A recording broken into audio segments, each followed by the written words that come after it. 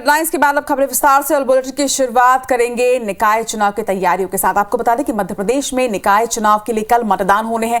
आज मतदान दलों को सामग्री बांटी जाएगी। वहीं कल शाम पहले चरण का चुनाव प्रचार थम चुका है। प्रचार थमने के बाद अब प्रत्याशी डोर टू डोर प्रचार करेंगे। वहीं पहले चरण में आपको ये बता दें कि 133 निकायों में मतदान की जाएगी। वोटिंग के लिए करीब 13,148 मतदान केंद्र बनाए गए हैं। पहले चरण के तहत कल मतदान होंगे। 30,761 ईवीएम का इस पहले चरण के मतदान में इस्तेमाल किया जाएगा। तो तमाम तैयारियां जो है वो पूरी कर ली गई है, चाहे वो कैंपेनिंग की हो, चाहे वो चुनाव की हो। शहर सरकार बनाने के लिए कल वोटिंग होनी है। पहले चरण में 133 निकायों में चुनाव होंगे। 13,148 मतदान केंद्र इसके लिए बनाए गए हैं। तो कल पहले चरण की वोटिंग होनी है, जिसके लिए 30,766 ईवीएम का इस्तेमाल किया जाएगा। माफ कीजिएगा, 30,761 ईवीएम का इस्तेमाल होगा। मतदान दलों को आज चुनावी सामग्री का वितरण किया जाएगा। तैयारियां पुख्ता हो चुकी हैं। इसके पहले कैंपेनिंग का शोर कल शाम थम चुका है और उसके बाद अब प्रत्याशी जो है वो डोर टू डोर कैंपेनिंग कर रहे हैं। तो प्रचार थमने के बाद प्रत्याशी अब जनता तक 1-to-1 पहुंच रहे हैं, उनसे बातचीत कर रहे हैं, कैंपेनिंग कर रहे हैं। पहले चरण में 133 निकायों में मतदान होने हैं, जिसकी तैयारी मध्य प्रदेश में पूरी कर ली गई है।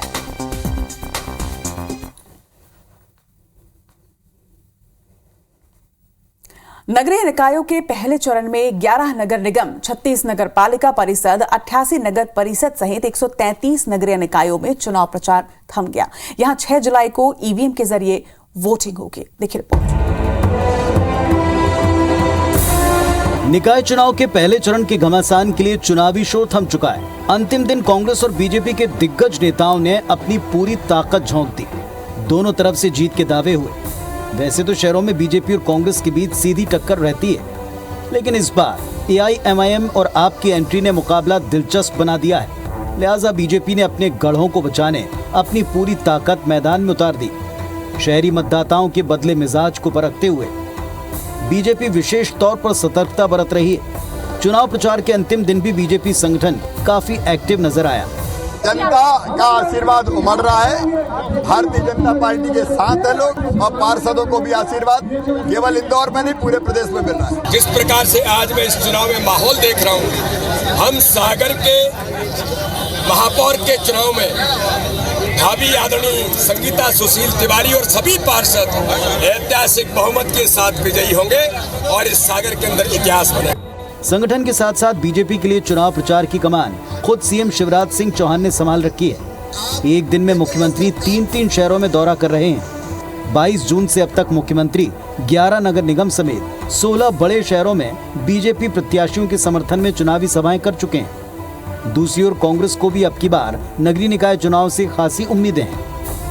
वो 23 से पहले शहरी वोटर्स को अपने पाले में लाने की पुरजोर कोशिश कर रही है। कांग्रेस के लिए पूर्व सीएम और पीसीसी चीफ कमलनाथ ने चुनाव प्रचार की कमान संभाली। पिछले 10 दिन में कमलनाथ ने भोपाल को मिलाकर 10 शहरों में चुनावी सभाएं की। झूठ को भी शर्मा देते हैं। जहाँ जाओ झूठ बोलो। 20,000 घोषणाएं कर दी और यहाँ भी कितनी घोषणाएं कर दी। ये सब तस्वीर आप सबके सामने है। एक तरफ कमलनाथ जी के रूप में अनुभवी विजन हमें मिला हुआ है और दूसरी तरफ टेलीविजन पे रोज दिखने वाला चेहरा मिला हुआ है, जो केवल बात कर रहा है, काम नहीं कर पा रहा। पिछले निकाय चुनाव की बात करें तो बीजेपी ने सभी 16 नगर निगमों में क्लीन स्वीप किया था। इस बार सत्ता पक्ष के सामने अपनी पुरानी जीत के आंकड़े को दोहराने की चुनौती, जबकि कांग्रेस 2023 का लिटमस टेस्ट मानकर मैदान में डटी हुई है। बहरहाल पहले चरण के लिए चुनाव प्रचार थम चुका है। अब सवाल ये कि आखिरी वक्त में किसके पक्ष में माहौल बना और इस सियासी कवायद ने जीत हार के समीकरणों को कितना बदला है। सुधीर दंडोतिया, IBC 24, भोपाल। तो शहर सरकार बनाने के लिए कल पहले चरण के मतदान होंगे, जिसकी तैयारियां भी लगभग पूरी हो चुकी हैं। खबर पर ज्यादा जानकारी के साथ हमारी सहयोगी नीलम गुरवे इस वक्त हमारे साथ राजधानी भोपाल से जुड़ रही हैं। नीलम, अगर बात की जाए कल की वोटिंग की, तो पहले चरण के मतदान के लिए चुनाव प्रचार जो है वो अब थम चुका है और आज मतदान दलों की रवानगी भी हो जाएगी। क्या कुछ तैयारियां?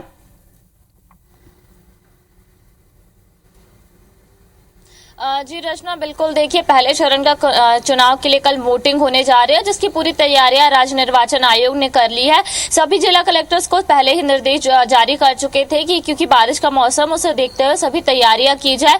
आज जो है सभी मतदान दलों को ईवीएम और मतदान की जो अन्य सामग्री होती है उसके साथ सुबह से ही जो है रवाना किया जाएगा। अगर हम पहले चरण के चुनाव की बात करें तो 11 नगरीय नगर निगम, 36 नगर पालिका और 86 नगर परिषद में वोटिंग होनी है। और खास बात यह है कि पहले चरण में ही प्रदेश के जो 4 बड़े शहर है, भोपाल, इंदौर, जबलपुर, ग्वालियर, यहाँ पर जो है चुनाव हो जाएगा, वोटिंग हो जाएगी। इसके अलावा अगर हम दूसरे निकायों की बात करें तो उसमें सागर, सतना, सिंगरौली, उज्जैन, बुरहानपुर, खंडवा भी शामिल है। करीब जो है पहले चरण के लिए 30,700 से ज्यादा ईवीएम का इस्तेमाल किया जाएगा और जिसके लिए करीब 13,148 मतदान केंद्र बनाए गए हैं। राजधानी भोपाल की अगर हम बात करते हैं तो 2,000 से ज्यादा मतदान केंद्र बनाए गए हैं और करीब 10,000 कर्मियों की यहाँ पर ड्यूटी जो है लगाई गई है। सभी व्यवस्थाएं कर ली गई है और आज जो है सभी कर्मचारियों को मतदान जो सामग्री होती है उनके साथ रवाना किया जाएगा और कल सुबह 7 बजे से वोटिंग शुरू हो जाएगी। रचना जी बिल्कुल नीलम, पहले चरण के चुनाव के लिए लगातार देखा गया कि दोनों ही पार्टियों ने बहुत ही अच्छे से प्रचार अभियान किया। सीएम शिवराज सिंह चौहान तो दूसरी तरफ कांग्रेस की कमान पूर्व सीएम कमलनाथ ने लगातार संभाल रखी थी और इस दौरान सियासत भी बहुत नजर आई, आरोप प्रत्यारोप का दौर भी बहुत चला।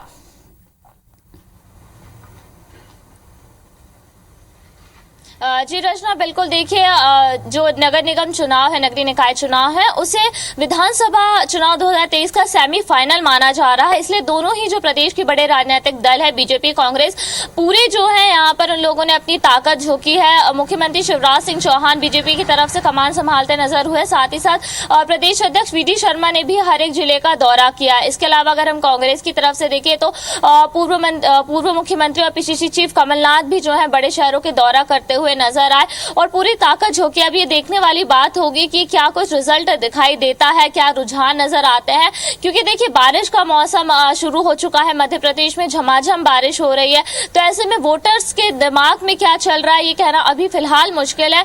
अब नतीजे जब 17 जुलाई को सामने आएंगे पहले चरण के और उसके बाद 18 जुलाई को दूसरे चरण के, तब ये सामने आएगा कि नगर सरकार प्रदेश में किस पार्टी का पलड़ा उसमें भारी रहा है। रचना जी, तमाम जानकारी के लिए आपका बहुत बहुत शुक्रिया नीलम।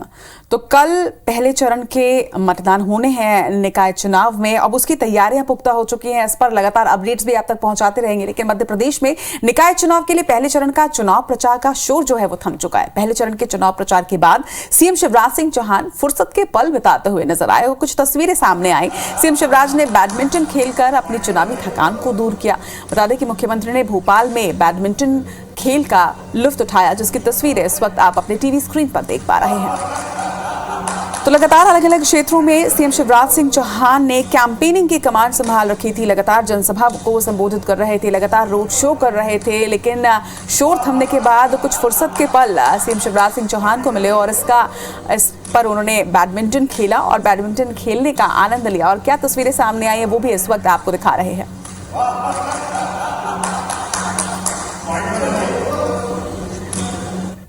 और अब बात रायपुर में लूट की एक खतरनाक साजिश की। रायपुर के बैरन बाजार इलाके में दफ्तर में बैठे कैशियर की आंख में स्प्रे छिड़ककर लूटपाट करने वाले एक नाबालिग समेत 5 आरोपियों को पुलिस ने गिरफ्तार किया है।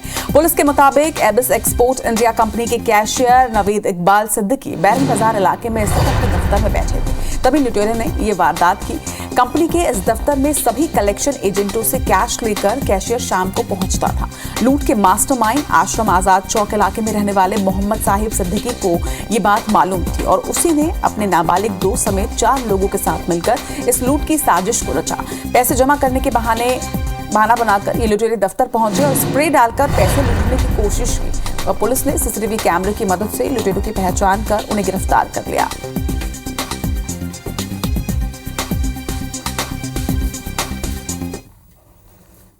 और इस खबर पर ज्यादा जानकारी के साथ हमारे सहयोगी तहसीन जैदी इस वक्त हमारे साथ जुड़ रहे हैं। तहसीन, एक बड़ी साजिश को अंजाम देने की कोशिश की लेकिन ये नाकाम साबित हुई। किस तरह से पुलिस को पूरे इनपुट मिले और किस तरह से इस साजिश को नाकाम किया गया? दरअसल देखिए, पूरा मामला जो है रायपुर के कोतवाली इलाके के बैरन बाजार इलाके का है, जहां पे ये एबीज एक्सपोर्ट इंडिया लिमिटेड का रिटेल ब्रांचों का कलेक्शन सेंटर है बनाया गया है। जहाँ पे नवेद इकबाल सिद्दीकी जो है वो अपने घर से ही एक कलेक्शन सेंटर वहाँ पे चलाते हैं, जो कलेक्शन आता है सभी जो एजेंट्स हैं वो लेके आते हैं और उसके बाद शाम को वो पैसा जो है उनके हेड ऑफिस जाता है। तो इस बात की जानकारी जो है इसके जो पूरी जो साजिश करता है मोहम्मद साहिब सिद्दीकी, क्योंकि ये जो एबीसी एक्सपोर्ट इंडिया लिमिटेड का ब्रांच मैनेजर भी था, उसको नौकरी से हटा दिया गया था। उसके बाद इसने एक पूरी साजिश रची। उसको ये मालूम था कि यहाँ पे काफी बड़ा पैसा आता है, तो उसने अपने एक नाबालिग साथी समेत कुल 5 लोगों के साथ में इस पूरी लूट की वारदात को अंजाम दिया और दिन दहाड़े करीब 12 बजे के आसपास ये घटना उन्होंने कारित की और उसके बाद ये 5 लोग वहां पहुंचे और पहुंचने के बाद ये लोग इतने शातिर हैं कि इन्होंने जो कागज का पुट्ठा होता है उससे उन्होंने नोट नुमा एक बंडल बनाया है। बंडल लेके ये लोग वहां पहुंचे हैं मुंह पे कपड़ा बांध के और इन्होंने कहा है कि कलेक्शन ये पैसा जमा कर लीजिए। जब नवेद इकबाल ने इनसे पूछा कि ये कौन सी ब्रांच से हो, तो ये सही जवाब नहीं दे पाया और जो दूसरा एक साथी था वो जो अपने पास एक स्प्रे रखा था उनकी आंख पे उन्होंने मारा है और हालांकि वो चश्मा लगाए थे इसलिए उनको ज्यादा नुकसान नहीं हुआ और वो खतरे को भांप गए। तो उन्होंने एकदम जोर से शोर मचाना शुरू किया, क्योंकि बैरन बाजार काफी घनी बस्ती इलाका है। तो वहां पे जब इन्होंने देखा कि वहां फंस सकते हैं, ये लोग वहां पे नकली जो बंडल थे नोटों के वो छोड़ के वहां भागे और जिस तरीके से हमारे दर्शक सीसीटीवी में साफ तौर पे देख पा रहे हैं कि जो वहां से भागते हुए वो लोग भागे हैं और बाइकों से आए हैं और उसके बाद जब वो वहां से भागे हैं तो वो अपनी बाइक और बाकी जो हथियार थे वो छोड़ के वहां से भाग गए। जब पुलिस को ये सूचना मिली, मौके पे पहुंची और आसपास के जो सीसीटीवी खंगाले तो उसमें ये सब लोग, इसमें 5 लोग दिखे।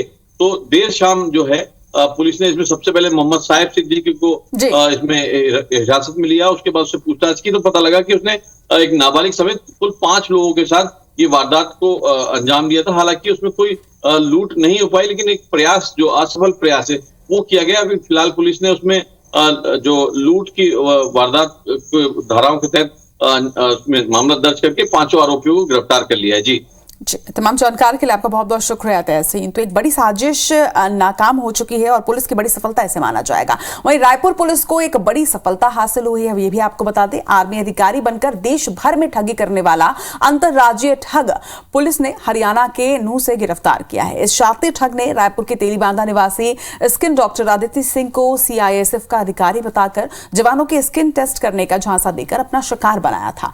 महिला से करीब 3 लाख रुपए की ठगी की गई थी, जिसकी शिकायत तेलीबांधा थाने में की गई। वहीं पुलिस की पूछताछ में ठग ने बताया कि देश भर में करीब 1000 से ज्यादा लोगों को आर्मी अधिकारी बनकर अलग अलग तरीकों से झांसा देकर करोड़ों रुपए की ठगी वो कर चुका है। फिलहाल तेलीबांधा थाना पुलिस ने ठग तालीम हुसैन को गिरफ्तार कर जेल भेज दिया है।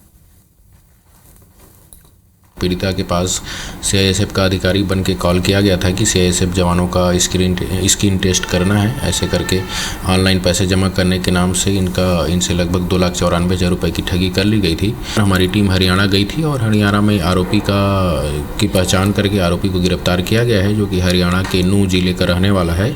सैयद तालीम हुसैन नाम का अभियुक्त है और इसको गिरफ्तार कर लिया गया है।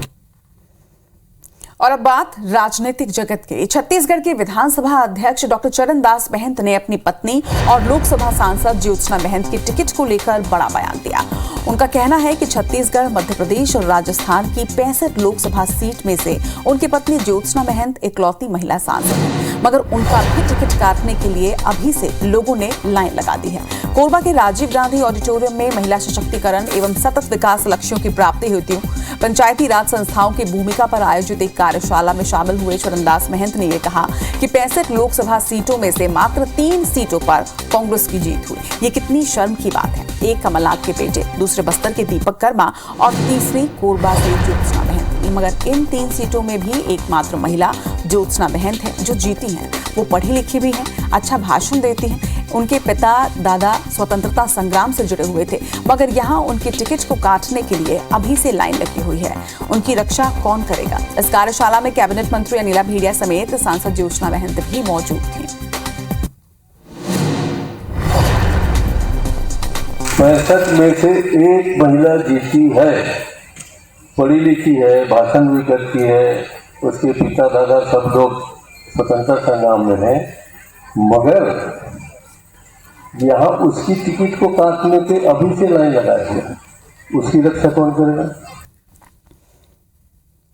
छत्तीसगढ़ के मुख्यमंत्री भूपेश बघेल आज गौरला पेंड्रा मरवाही के दौरे पर रहने वाले हैं। धार्मिक सर्किट मैप का शुभारंभ वो करेंगे। इसके साथ ही जिले में हुए कई विकास कार्यों का लोकार्पण और भूमि पूजन भी होगा। साथ ही मुख्यमंत्री यूनिसेफ के सहयोग से संचालित होने वाले नवा आखर कार्यक्रम का उद्घाटन करेंगे, जिसके बाद वो Indira Gandhi national tribal university Amarkantak के साथ होने वाले MOU कार्यक्रम में भी सम्मिलित होंगे। दोपहर करीब 11:15 बजे मुख्यमंत्री भूपेश बघेल अनूपपुर पहुंचेंगे और वहां के पतहती स्थित धरहर गणेश मंदिर में दर्शन और पूजा करेंगे। इसके बाद मुख्यमंत्री अमरकंटक पहुंचेंगे और वहां स्थित सीताराम बाबा आश्रम और नर्मदा मंदिर पहुंचकर पूजन दर्शन करेंगे। साथ ही रात्रि विश्राम भी अमरकंटक में ही होगा।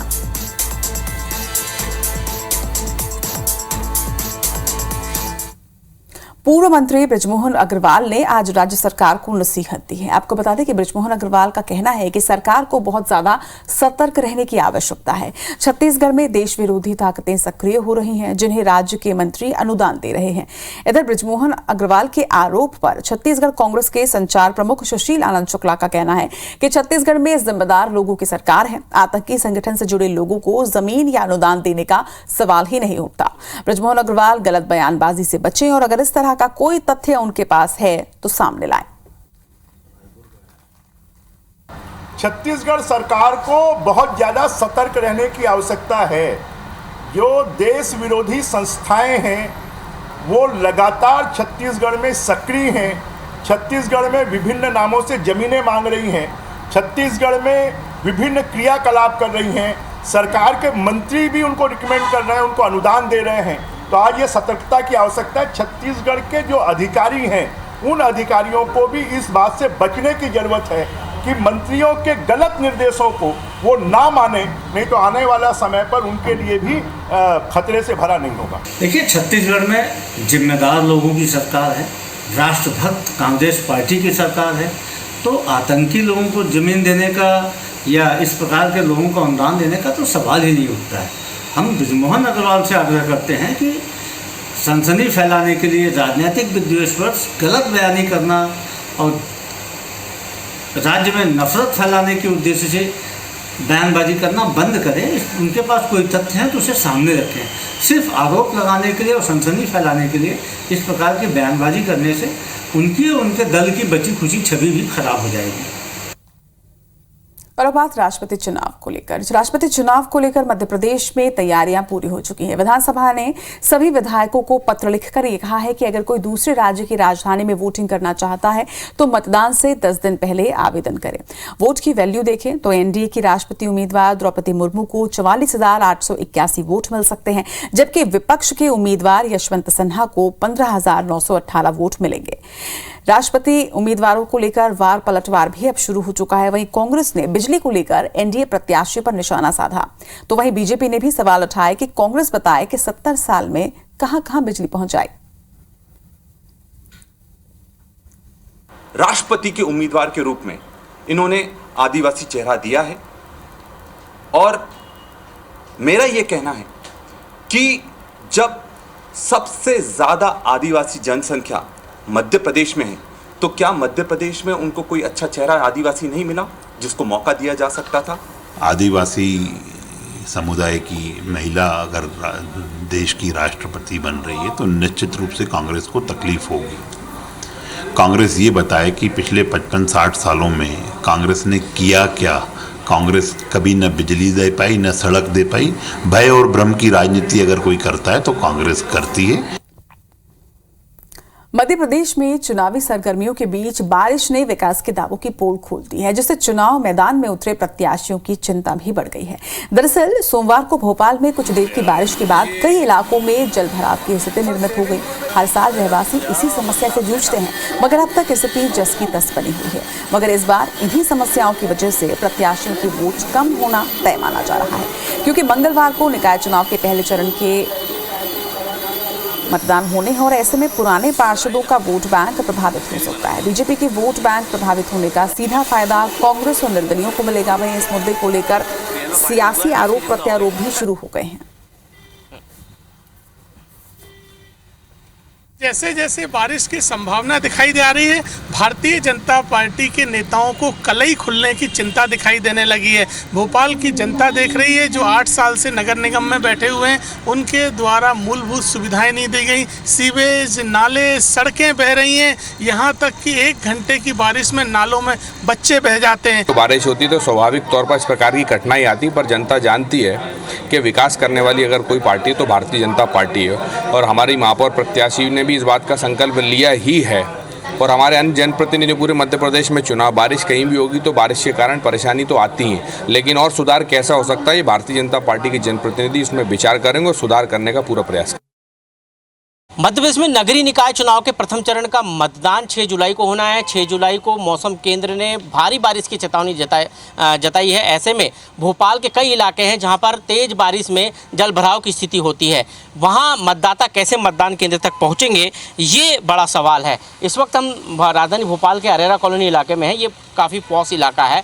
यहाँ आप देख सकते हैं पानी की स्थिति। कुछ देर पहले यहाँ पर बारिश जब हो रही थी तब यहाँ 4 फीट तक पानी भरा हुआ था और आसपास के जो घर है, जो पॉश इलाका कहलाता है, उन घरों तक पानी पहुँच गया था। ऐसी स्थिति लगभग राजधानी के कई इलाकों में है। लेकिन सवाल ये उठ रहा है कि यदि 6 तारीख को मतदान के दिन बारिश होती है और इसी तरह की स्थिति, जलभराव की स्थिति बनती है, तो फिर मतदाता मतदान केंद्र तक कैसे पहुँचेंगे। हालांकि सियासी दल एक दूसरों पर आरोप लगाकर इस स्थिति के लिए, पानी भरने की और जलभराव की स्थिति के लिए एक दूसरे पर आरोप लगा रहे हैं और जिम्मेदार ठहरा रहे हैं। लेकिन बड़ा सवाल यह है कि मेंटेनेंस के नाम पर करोड़ों रुपए खर्च करने वाला नगर निगम आखिर किस तरह का मेंटेनेंस कर रहा है कि बारिश में उसके दावों की पोल खुल रही है और नाले और नालियाँ चौक है और पानी घरों में और सड़कों पर बह रहा है। कैमरा पर्सन अमरीश के साथ विवेक पटिया, IBC 24 भोपाल। केंद्रीय उद्योग मंत्रालय ने स्टेटस स्टार्टअप रैंकिंग की घोषणा की है, जिसमें छत्तीसगढ़ को स्टार्टअप्स को बेहतर इकोसिस्टम प्रदान करने के लिए एस्पायरिंग लीडर के अवार्ड से नवाजा गया है। छत्तीसगढ़ सरकार ने स्टार्टअप को प्रोत्साहित करने के लिए कई सराहनीय पहल किए हैं, जिनमें स्टार्टअप पॉलिसी की स्थापना, स्टार्टअप्स के लिए करों में छूट और अनुदान का प्रावधान और इनक्यूबेटर्स की स्थापना प्रमुख पहल है। इनक्यूबेटर्स के जरिए स्टार्टअप्स के लिए को-वर्किंग स्पेस, मेंटरशिप फंडिंग और प्रौद्योगिकी सपोर्ट के प्रावधान किए गए हैं। बता दें कि केंद्रीय उद्योग मंत्री पीयूष गोयल ने स्टार्टअप क्षेत्र में योगदान के लिए छत्तीसगढ़ उद्योग विभाग के 3 अधिकारी अनुराग पांडे, प्रवीण शुक्ला और सुमन देवांगन को सम्मानित किया। वहीं मुख्यमंत्री भूपेश बघेल और उद्योग मंत्री कवासी लखमा ने इस उपलब्धि के लिए उद्योग विभाग के अधिकारी और कर्मचारियों को बधाई दी है। आपको ये भी बता दें कि अब तक राज्य में 748 स्टार्टअप रजिस्टर्ड हो चुके हैं।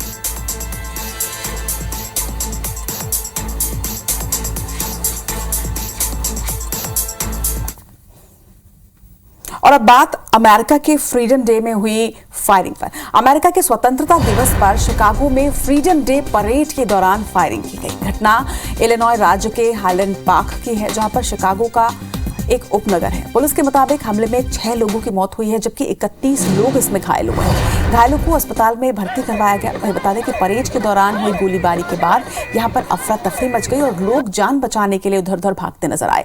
परेड सुबह 10 बजे शुरू हुई थी, मगर फायरिंग होने के 10 मिनट बाद ही इस परेड को रोक दिया गया। इसे देखने के लिए यहां पर सैकड़ों की संख्या में लोग इकट्ठे हुए थे। बता दें कि पुलिस के मुताबिक हमलावर ने एक स्टोर की छत से अंधाधुंध फायरिंग की और इलाके की घेराबंदी कर हमलावर की तलाश हालांकि इस वक्त की जा रही है। वहीं पुलिस ने घटनास्थल के चारों ओर सुरक्षा को भी बढ़ा दिया है। साथ ही स्थानीय लोगों को इलाके से दूर रहने के लिए कहा गया है। अमेरिकी राष्ट्रपति जो बाइडेन ने भी इस घटना पर गहरा दुख व्यक्त किया है और कहा है कि मैं इस निर्मम हिंसा से स्तब्ध हूं।